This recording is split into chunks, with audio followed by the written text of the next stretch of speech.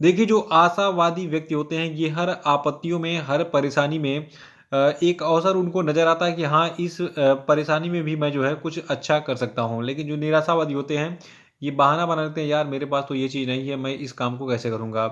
तो आशावादी बनिए, भले ही थोड़ी-सी परेशानी है, थोड़ी-सी जो कष्ट चल रही है, तो उसका सामना कीजिए, अच्छे दिन ज़रूर आएँगे। देखिए, आज है 12 दिसंबर का दिन और आज की वीडियो में टोटल 10 मोस्ट इम्पोर्टेंट प्रश्नों पे हम चर्चा करेंगे। देखिए, आज के वीडियो के जितने प्रश्न हैं बहुत ही सेलेक्टिव हैं और मोस्ट इम्पोर्टेंट हैं, तो शुरू से लास्ट तक वीडियो बन रही है। और आज की वीडियो की पीडीएफ को हमारे वीडियो के डिस्क्रिप्शन बॉक्स से और टेलीग्राम चैनल से भी डाउनलोड कर सकते हैं। देखिए, बहुत सारे बच्चों ने टेलीग्राम चैनल डाउनलोड नहीं किया है, तो देखिए टेलीग्राम को डाउनलोड करके मेरे जो चैनल है उस लिंक पर क्लिक करके उसको ज्वाइन जरूर कर लीजिए। वहाँ पे आपको जो है सारे वीडियो के और पीडीएफ के लिंक वगैरह मिलते रहते हैं। और देखिए, जो लोग नए हैं वो चैनल को सब्सक्राइब करके बेल आइकन जरूर प्रेस कर देंगे और वीडियो को लाइक और शेयर कर दिएगा। देखिए, बहुत सारे बच्चे पूछते हैं सर टेलीग्राम की लिंक कहाँ है, तो वीडियो के डिस्क्रिप्शन बॉक्स में लिंक दी गई है। देखिए, आज का पहला प्रश्न है कि अभी हाल ही में किसी केंद्र सरकार ने बिजनेस 20 यानी कि B20 इंडिया का अध्यक्ष नियुक्त किया है। तो देखिए, जो आपके एन चंद्रशेखरन है, इनको बना दिया गया है बिजनेस 20 का अध्यक्ष यानी कि B20 इंडिया का अध्यक्ष। अब सवाल ये उठता है कि B20 है क्या चीज़? आपने G20 सुना होगा, लेकिन B20 एक नया शब्द आपके सामने आ गया। देखिए, B20 यानी कि बिजनेस 20 जो है, ये वैश्विक कारोबारी समुदाय के लिए G20 का आधिकारिक चर्चा मंच है। और देखिए, भारत सरकार ने टाटा सन्स के जो अध्यक्ष हैं एन चंद्रशेखरन, इनको भारत की G20 अध्यक्षता के दौरान व्यापार एजेंडा का नेतृत्व करने के लिए B20 के अध्यक्ष के रूप में अभी हाल ही में अपॉइंट किया है। देखिए, भारत ने 1 दिसंबर 2022 को इंडोनेशिया से हाल ही में G20 की अध्यक्षता ग्रहण की थी। और देखिए, 9 से 10 सितंबर 2023 को, यानी कि अगले साल की बात हो रही है, 9 से 10 सितंबर 2023 को नई दिल्ली में G20 शिखर सम्मेलन की जो बैठक होगी, ये जो है दिल्ली में, नई दिल्ली में आयोजित की जाएगी। तो ये अपडेट नोट कर लीजिएगा। और फिलहाल नोट कर लीजिए कि बिजनेस 20 के नए अध्यक्ष बन गए हैं भारत के लिए एन चंद्रशेखरन। और देखिए, B20 के बारे में कुछ और भी बता दूं। देखिए, B20 जो है, ये G20 व्यापार समुदाय की आवाज़ है और वर्षों से G20 समुदाय के द्वारा आर्थिक नीति वक्तव्यों को आकार देने में B20 मदद करती है। और देखिए, इसके अलावा एक चीज़ और याद कर लीजिए कि भारतीय उद्योग परिसंघ जो आपका है, यानी कंपटीशन कमीशन ऑफ इंडिया जो आपका है, इसको B20 इंडिया का सचिवालय नियुक्त किया गया है। देखिए, कोई भी संगठन है तो उसका एक हेड ऑफिस ज़रूर होता है। उसी प्रकार जो G20 की अध्यक्षता भारत को मिली गई है, तो भारत ने सोचा चलो B20 का अध्यक्ष अपॉइंट कर देते हैं और इसका एक सचिवालय बना देते हैं 1 साल के लिए, तब तक जो है यहाँ पे कामकाज होगा। तो इसीलिए याद रखिएगा, भारतीय उद्योग परिसंघ को, यानी कि competition commission of India CCI को B20 भारत का सचिवालय नियुक्त किया है। और देखिए, B20 इंडिया का काम टास्क फोर्स और एक्शन काउंसिल के माध्यम से संचालित किया जाएगा, जो कि G20 के लिए आम सहमति आधारित नीतिगत सिफारिशें विकसित करेगा। और ये जो है 22 से 24 जनवरी 2023 को निर्धारित प्रारंभिक बैठक के बाद विभिन्न कार्यबलों और कार्य परिषदों के पर जो है काम शुरू करेगा, जिसका समापन अगस्त 2023 में B20 इंडिया समिट में होगा। और देखिए, अब थोड़ा सा हम G20 के बारे में बात करेंगे। ये संगठन काफ़ी चर्चा में है। सवाल ये उठता है कि G20 जो है, इसके वर्तमान में अध्यक्ष कौन है? तो देखिए, वर्तमान में इसके चेयरमैन बन गए हैं नरेंद्र मोदी जी G20 के। और देखिए, G20 की स्थापना 26 सितंबर 1999 को जो है की गई थी। देखिए, वर्तमान में जो आपका, देखिए, G20 का अध्यक्ष हर साल बदलते रहता है, तो अभी फिलहाल नरेंद्र मोदी जी बन गए हैं, क्योंकि भारत को जो है G20 की अध्यक्षता मिल गई है। और देखिए, G20 के मेंबर, देखिए G20 19 देशों और यूरोपियन यूनियन यानी कि यूरोपीय संघ का एक संगठन है, तो 19 देश और यूरोपीय यूनियन इसमें शामिल है। और फिलहाल देखिए, एक चीज़ और याद करिएगा कि G20 का मेंबर इंडिया भी है, ठीक है। तो भारत हमारा जो है ये G20 का मेंबर है। और कौन कौन से सदस्य इसके हैं? देखिए, G20 के सदस्यों में पहला नाम है अर्जेंटीना का, दूसरा ऑस्ट्रेलिया, फिर Brazil, Canada, China, France, Germany, India, Indonesia, Italy, Japan और Mexico, Russia, Saudi Arabia, South Africa, South Korea, Turkey और यूनाइटेड किंगडम के साथ अमेरिका यानी कि USA। और उसके बाद फिर यूरोपियन यूनियन जो है, ये 20वां मेंबर है। तो 20 सदस्य हैं G20 के। और कौन कौन है, सबके नाम मैंने आपको बता दिए हैं। सारी इन्फॉर्मेशन बहुत यूनिक है, आपको अच्छे से अच्छे मैगजीन में ये सारी जानकारी नहीं मिलेगी। तो यहाँ पे पढ़िए और सफलता हासिल कीजिए और पुराने सफल बच्चों से प्रेरणा लेते रहिए। दूसरा प्रश्न है कि गांधीवादी मूल्यों को विदेशों में बढ़ावा देने के लिए जमुना लाल बजाज पुरस्कार 2022 किसको दिया गया? तो देखिए, जमुना लाल बजाज पुरस्कार के बारे में आज हम फुल डिटेल में बात करेंगे। ये किन किन श्रेणियों में किसको किसको दिया गया इस बार। देखिए, अभी फिलहाल याद रखिए कि गांधीवादी मूल्यों को विदेशों में बढ़ावा देने के लिए जमुना लाल बजाज पुरस्कार 2022 दो विदेशी व्यक्तियों डॉक्टर ओगेरत यूनान और डॉक्टर वालिद सलाबी को दिया गया है। देखिए, जो आपके लेबनान के डॉक्टर ओगेरत यूनान हैं और डॉक्टर वालिद सलाबी हैं, इनको भारत के बाहर गांधीवादी मूल्यों को बढ़ावा देने के लिए ये पुरस्कार दिया गया है। और देखिए, जो आपका जमुना लाल बजाज पुरस्कार है, इसके बारे में बहुत एग्जाम में पूछा गया है। जमुना लाल बजाज कौन थे, ये भी जो है मैं आपको बताऊंगा। तो देखिए, जमुना लाल बजाज फाउंडेशन है, तो इसकी स्थापना 1977 में महात्मा गांधी के करीबी सहयोगी और एक दत्तक पुत्र थे जमुना लाल बजाज, इनकी याद में की गई थी। ठीक है, तो जमुना लाल बजाज कौन थे? ये गांधी जी के दत्तक पुत्र थे और इन्हीं की याद में 1977 में जो है जमुना लाल बजाज फाउंडेशन की स्थापना की गई थी और ये फाउंडेशन विभिन्न श्रेणियों में पुरस्कार वितरित करता है। देखिए, जमुना लाल बजाज फाउंडेशन का उद्घाटन जो है ये 4 नवंबर 1977 को भारत के प्रधानमंत्री श्री मोरारजी देसाई द्वारा किया गया था। और देखिए, जमुना लाल बजाज पुरस्कार में प्रत्येक पुरस्कार में हर विजेता को एक प्रशस्ति पत्र, एक ट्रॉफी और कुल 10 लाख रुपए का नगद पुरस्कार दिया जाता है। देखिए, जो आपका जमुना लाल बजाज फाउंडेशन है, तो ये अलग अलग श्रेणियों में 4 अवार्ड देता है। एक के बारे में आपने बात कर ही लिया है कि विदेशों में गांधीवादी मूल्यों को बढ़ावा देने के लिए पुरस्कृत किया जाता है किसी भी व्यक्ति को, तो वो वाला आपने जान ही लिया कि फिर से हम जो है उसको भी एक बार अपडेट कर लेंगे। तो अभी जान लीजिए कि जो आपका जमुना लाल बजाज फाउंडेशन है, जिसकी स्थापना 1977 में की गई थी, इसके द्वारा 4 विभिन्न श्रेणियों में जो है जमुना लाल बजाज पुरस्कार दिया जाता है हर साल और इसके विजेता को एक प्रशस्ति पत्र, एक ट्रॉफी और 10 लाख रुपए का कैश प्राइज मिलता है। तो देखिए, 3 पुरस्कार जो है ये भारतीयों को दिए जाते हैं हर साल, यानी कि जो ये 4 श्रेणियों में अवार्ड होते हैं, इनमें 3 श्रेणियों के अवार्ड भारतीयों को और एक अवार्ड जो है विदेशी मतलब विदेशों में गांधीवादी मूल्यों को बढ़ावा देने वाले व्यक्ति को दिया जाता है। जैसे कि मैंने आपको बताया कि डॉक्टर ओगेरत यूनान और डॉक्टर वालिद सलाबी को विदेशों में जो है जो आपके गांधीवादी मूल्य हैं इनको बढ़ावा देने के लिए इस साल का जमुना लाल बजाज पुरस्कार दिया गया है। देखिए, जमुना लाल बजाज पुरस्कार 2022 जो है, तो इसमें जो पहली श्रेणी है रचनात्मक कार्यों के लिए, तो रचनात्मक कार्यों के लिए जो जमुना लाल बजाज पुरस्कार है ये मध्य प्रदेश के नीलेश देसाई को दिया गया है। रचनात्मक कार्यों के लिए जमुना लाल बजाज पुरस्कार। और देखिए, आपको बता दूं जो आपके जो मध्य प्रदेश के नीलेश देसाई हैं, ये जो है संपर्क समाज सेवी संस्थान के संस्थापक हैं, जो कि भील समुदाय के उत्थान के लिए काम करता है।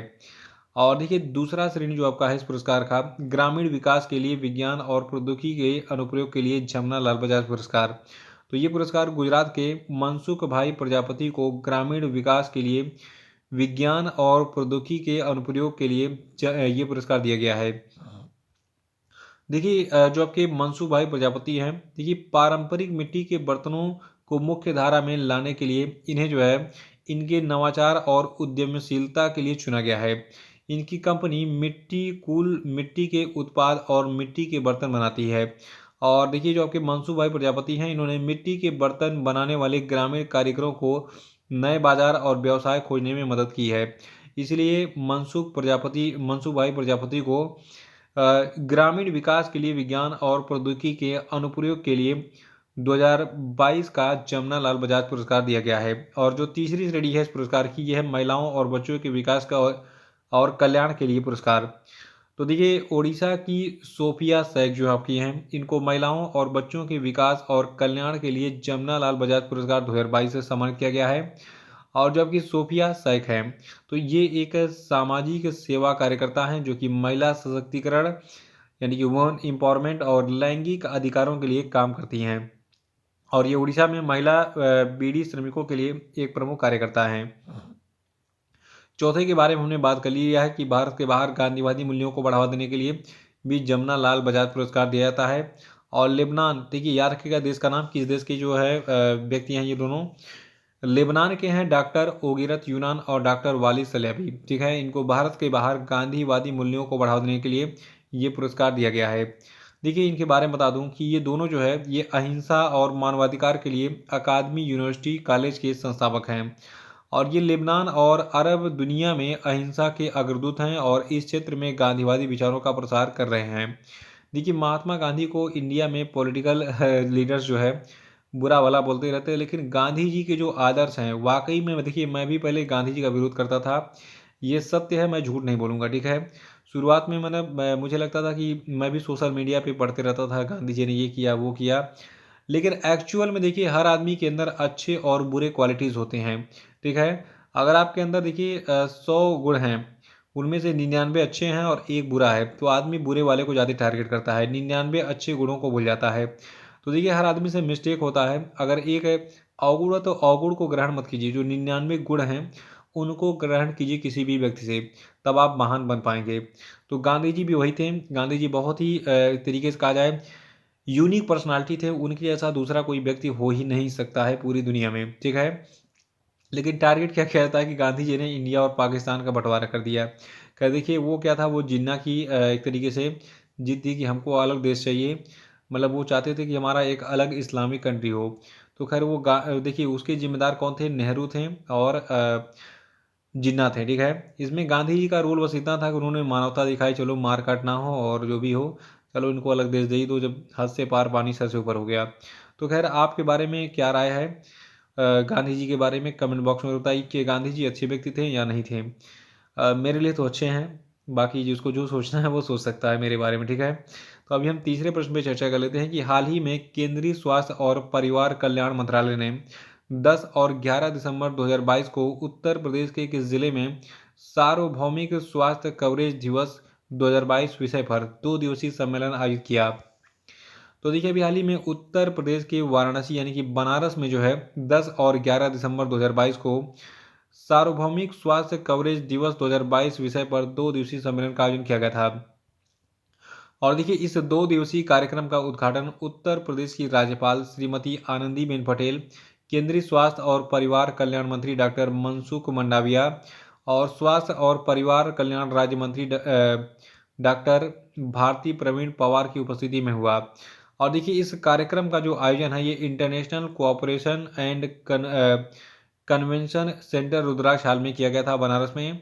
और इस कार्यक्रम में विभिन्न राज्यों के स्वास्थ्य मंत्रियों ने भाग लिया था। किस कार्यक्रम में, सार्वभौमिक स्वास्थ्य कवरेज दिवस 2022 विषय पर जो 2 दिवसीय सम्मेलन आयोजित किया गया था वाराणसी में। और अगला है कि मिरेकल ऑफ फेस योगा किसने लिखा है। देखिए एक पुस्तक है जिसका नाम है मिरेकल ऑफ फेस योगा, इसको लिखा है मानसी गुलाटी ने। यहाँ पे इनकी फोटो दिख रही है और यहाँ पे भारत की राष्ट्रपति द्रौपदी मुर्मू दिख रही हैं जिन्होंने इस पुस्तक की सराहना की है। और मानसी गुलाटी के बारे में बता दूं, मानसी गुलाटी एक अंतर्राष्ट्रीय योगी, प्रसिद्ध लेखिका और विचारक नेता हैं। इन्होंने योग प्रथाओं और दर्शन के बारे में हर संभव सीखने के लिए अपने प्रयासों को समर्पित किया है। तो मानसी गुलाटी की लिखी गई पुस्तक है मिरेकल ऑफ फेस योगा और नाम से लग रहा है कि योगा पे आधारित पुस्तक है ये। पांचवा है कि हाल ही में किसे राष्ट्रीय डेयरी विकास बोर्ड यानी कि एनडीडीबी का प्रबंध निदेशक बनाया गया। तो देखिए राष्ट्रीय डेयरी विकास बोर्ड के नए प्रबंध निदेशक मिनेश सी शाह बन गए हैं। यहाँ पे फोटो इनकी दिख रही है। देखिए वर्तमान में मिनेश शाह की बात करें तो ये अध्यक्ष एनडीडीबी का अतिरिक्त प्रभार संभाल रहे थे, क्योंकि दिसंबर 2020 से एनडीडीबी यानी कि राष्ट्रीय डेयरी विकास बोर्ड में कोई नियमित अध्यक्ष नहीं था, तो इसीलिए उनको जो है नियमित कर दिया गया है। अब राष्ट्रीय डेयरी विकास बोर्ड के नए प्रबंध निदेशक कौन बन गए हैं, मिनेश सी शाह। देखिए राष्ट्रीय डेयरी विकास बोर्ड की बात करें तो इसका मुख्यालय आनंद गुजरात में है और इसकी स्थापना 1965 में वर्गीज कुरियन के द्वारा की गई थी। देखिए वर्गीज कुरियन, ये नाम जरूर याद होना चाहिए कि इनको भारत में श्वेत क्रांति का जनक यानी कि फादर ऑफ वाइट रिवॉल्यूशन कहा जाता है। तो फादर ऑफ वाइट रिवॉल्यूशन यानी कि दूध क्रांति यानी कि श्वेत क्रांति के जनक वर्गीज कुरियन हैं। और देखिए खास बात और है गुजरात के आणंद में जो है एक आपकी बहुत बड़ी कंपनी है दूध की, इसका नाम क्या है, अमूल। देखिए अमूल का जो है फुल फॉर्म क्या है मैं बता देता हूँ। देखिए अमूल का फुल फॉर्म है आनंद मिल्क यूनाइटेड लिमिटेड, ठीक है। तो आनंद एक प्लेस का नाम है और मिल्क मतलब दूध हो गया और यूनाइटेड लिमिटेड ये कंपनी में ऐसे जो है नाम ऐड कर दिया जाता है लिमिटेड कंपनी बनाने के लिए। तो अमूल का पूरा नाम है आनंद मिल्क यूनाइटेड लिमिटेड, इसका मुख्यालय कहाँ पे है, गुजरात के आणंद में ही है। और इन सब का श्रेय किसको जाता है? दुग्ध क्रांति को बढ़ावा देने का श्रेय जाता है वर्गीज कुरियन को, गुजरात के आणंद में। ठीक है, उनको मतलब आणंद जो है ये एक तरीके से कहा जाए भारत में दूध का सेंटर है, बहुत ज़्यादा प्रोडक्शन होता है वहाँ पे। और छठवां कि देश भर में 15 अगस्त 2023 तक कितने खेलो इंडिया केंद्र खोले जाने का लक्ष्य रखा गया है? तो देखिए भारत में 15 अगस्त 2023 तक टोटल 1000 खेलो इंडिया केंद्र खोले जाने का लक्ष्य रखा गया है। देखिए भारत का जो केंद्रीय युवा मामलों और खेल मामलों का मंत्रालय है, जिसके केंद्रीय मंत्री अनुराग ठाकुर है, इन्होंने 9 दिसंबर 2022 को लोकसभा को सूचित किया कि 15 अगस्त 2023 तक पूरे देश में 1000 खेलो इंडिया खेल केंद्र स्थापित किए जाएंगे। वर्तमान में देखिए लगभग 750 खेलो इंडिया केंद्र जो है बन चुके हैं, लेकिन इनको जो है बढ़ाकर 1000 करने का टारगेट रखा गया है। कब तक? 15 अगस्त 2023 तक। और अगला प्रश्न है कि हाल ही में किसे हिंदुजा ग्रुप की प्रमुख कंपनी अशोक लेलैंड का नया प्रबंध निदेशक और मुख्य कार्यपालक अधिकारी नियुक्त किया गया है? तो देखिए जो हिंदुजा ग्रुप की कंपनी है अशोक लेलैंड, ठीक है, जो कि बड़े बड़े ट्रक्स वगैरह बनाती है, तो इसके नए प्रबंध निदेशक बन गए हैं सीनू अग्रवाल। सीनू अग्रवाल इससे पहले एस्कार्ट्स कुबोटा में प्रेसिडेंट के पद पर थे, लेकिन अभी सीनू अग्रवाल कहाँ पे आ गए हैं?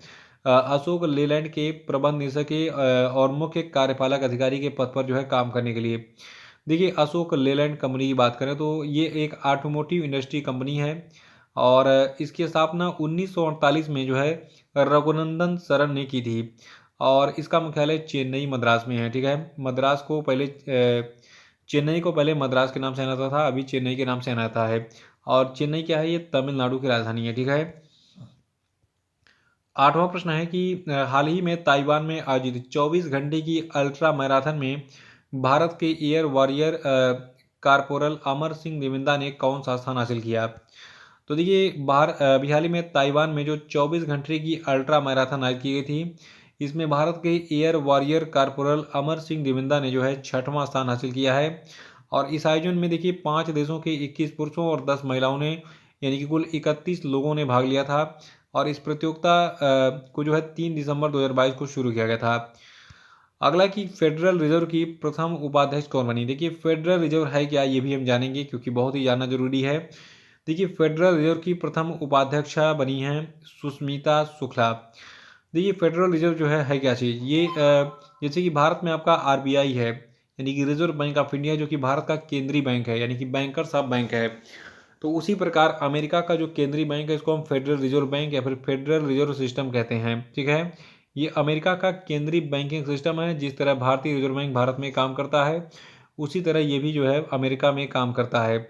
और वर्तमान में फेडरल रिजर्व के चेयरपर्सन हैं जेरोम पावेल, और इसकी स्थापना फेडरल रिजर्व की हुई थी 23 दिसंबर 1913 को। और यहाँ सुष्मिता शुक्ला की बात हो रही है, तो देखिए सुष्मिता शुक्ला को न्यूयॉर्क के फेडरल रिजर्व बैंक के निदेशक मंडल ने प्रथम उपाध्यक्ष एवं मुख्य परिचालन अधिकारी के रूप में नियुक्त किया है। और ये जो उनकी नियुक्ति है ये मार्च 2023 से प्रभाव में आएगी। ये यानी कि सुष्मिता शुक्ला अगले साल मार्च 2023 में अपना पदभार ग्रहण करेंगी फेडरल रिजर्व के उपाध्यक्ष के पद पर। और अगला है कि हाल ही में किस देश के फुटबॉलर एडेन हजार्ड ने इंटरनेशनल फुटबॉल से संन्यास ले लिया? तो देखिए एडेन हजार्ड जो है ये बेल्जियम के फुटबॉलर थे जिन्होंने इंटरनेशनल फुटबॉल से संन्यास ले लिया है। बेल्जियम के लिए इन्होंने जो है, यानी कि एडेन हजार्ड ने जो है अपनी टीम के लिए 126 मैच खेले और 33 गोल दागे थे। तो एडेन हजार्ड बेल्जियम के फुटबॉलर थे, इन्होंने फुटबॉल से संन्यास ले लिया है। और अब हम बात करेंगे आज के सभी क्वेश्चन अपडेट पे। देखिए आज का पहला प्रश्न आपके लिए कि विश्व मानवाधिकार दिवस कब मनाता है, बताइए। देखिए एग्जाम में सबसे ज़्यादा यही दिवस पूछा जाता है, इसको याद रखिएगा। और दूसरा प्रश्न आपके लिए कि भारतीय रिजर्व बैंक ने किस देश के मौद्रिक प्राधिकरण के साथ मुद्रा विनिमय समझौते पर हस्ताक्षर किया, बताइए। देखिए कभी कभी वीडियो जब लेट हो जाता तो ये समझिए कि मैं रात भर जगा हूँ, क्योंकि मेरा बेटा रात भर सोता नहीं है, बिल्कुल जगाता है, बिल्कुल खेलता रहता है। तो उसके चक्कर में मैं भी रात भर जगता हूँ, और जब नींद आती है तो थोड़ा सा लेट से नींद खुलती है, तो इसलिए वीडियो बनाने में थोड़ा सा देर हो जाता है। और देखिए तीसरा प्रश्न आपके लिए कि किस संस्था ने चेन्नई मेट्रो रेल नेटवर्क के विस्तार के लिए $780 मिलियन के ऋण को मंजूरी दी है, बताइए। और चौथा है कि हाल ही में किस संस्था ने preventing injuries and violence and overview शीर्षक से रिपोर्ट जारी की है, बताइए। पांचवा की हाल ही में खबरों में रहा तुंगारेश्वर वन्य जीव अभ्यारण्य किस राज्य में स्थित है, बताइए। और अब हम बात करेंगे कल के पूछे गए सभी क्वेश्चन अपडेट के क्षेत्रों की। देखिए पहला प्रश्न था कल का कि नाबार्ड का नया अध्यक्ष किसे बनाया गया, तो इनका नाम है के साजी, जिनको नाबार्ड का नया अध्यक्ष बनाया गया है। और देखिए अभी हाल ही में महाराष्ट्र राज्य सरकार ने अपना खुद का दिव्यांग विभाग स्थापित करने की घोषणा की है। और जो आपका रेजर पे है, तो रेजर पे जो है ये यूपीआई पर क्रेडिट कार्ड को सपोर्ट करने वाला भारत का पहला पेमेंट गेटवे बन गया है। और देखिए दुनिया की 100 सबसे शक्तिशाली महिलाओं की फोर्ब्स 2022 की सूची में उर्सुला वान डेर लेयन जो है ये पहले स्थान पर हैं। और इस सूची के बारे में परसों का वीडियो देख के डिटेल जान लीजिएगा। और देखिए अभी हाल ही में विश्व बैंक ने भारत के शीतलन क्षेत्र में जलवायु निवेश पर अवसर पर रिपोर्ट जारी की है। तो इसी के साथ आज का वीडियो समाप्त होता है। जय हिंद।